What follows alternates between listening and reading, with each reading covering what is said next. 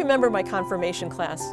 Saturday mornings, I'd hop on my bike, ride down West 165th Street, and it's a really good thing that it was downhill to the church, or I never would have made it and I wouldn't be standing here now.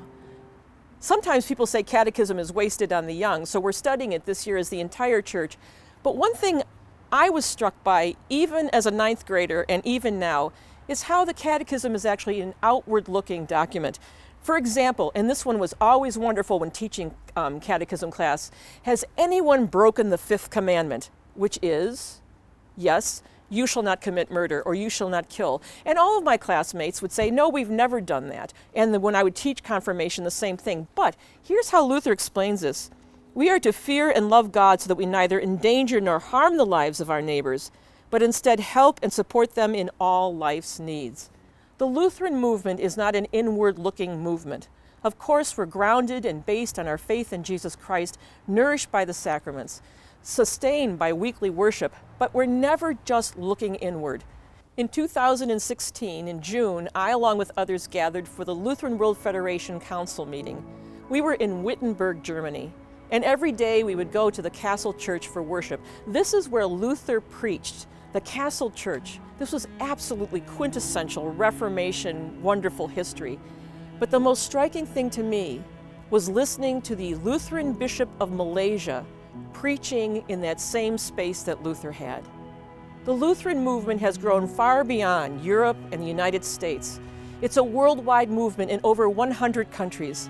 In fact, the most significant growth right now is in sub-Saharan Africa and in Asia.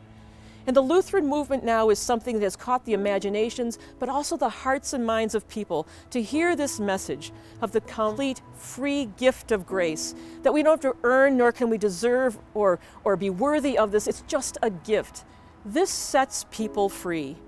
And as these people are set free, who do not eat the same food we do or dress the way we do, this Lutheran movement has grown and is a source and a way that God's work can be accomplished by our hands. This year we are observing the 500th anniversary of the Reformation. 500 years ago, Lutherans and Roman Catholics were killing each other over issues that were church dividing. In the 2016 Churchwide Assembly, we celebrated the acceptance of Declaration on the Way, where we say that there are areas in church, in ministry, and in Holy Communion that no longer divide our two communions.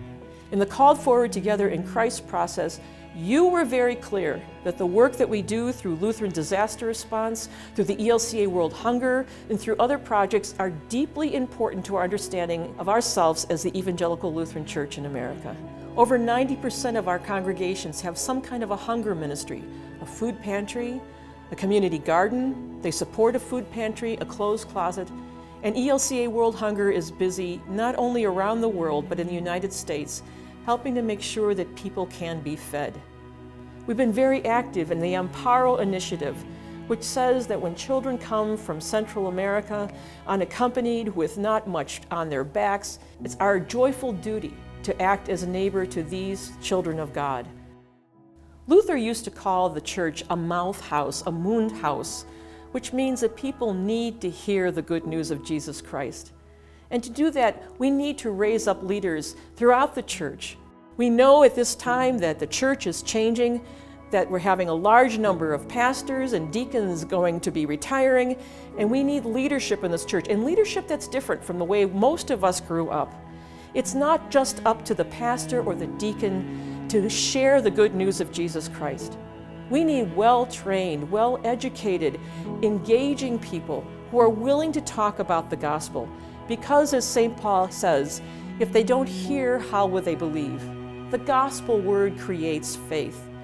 And so, we are looking for leaders, and it's not just up to the seminaries to find these people. If you see someone with a call, with a giftedness, with a passion for the gospel in your congregation, start encouraging that person. Colleges and universities do the same thing. Our Lutheran camps and campus ministries, we all need to work together to raise up leaders. We are, by our baptismal vocation, called to be ambassadors of reconciliation. So, church, this is work that we need to do together. I don't know if you can see the artwork behind me, but it's a vision of a diverse world coming together. In some ways, as they're streaming to see the baby Jesus in this artwork, you can see they're people of all different cultures and ethnicities. And in fact, if you read in Revelation chapter 7, that is the glorious vision of heaven, that people of all nations, all languages are streaming together to sing praise to God. This is what we're called to do, and this is what you have said you believe God is calling us to do. 2,000 years as the church, 500 years as the Lutheran movement, 29 years as the Evangelical Lutheran Church in America. All of us only have this ministry for a season, but this is the season God has given us.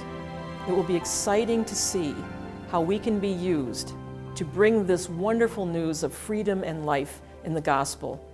Let's see where God is calling us forward together in Christ.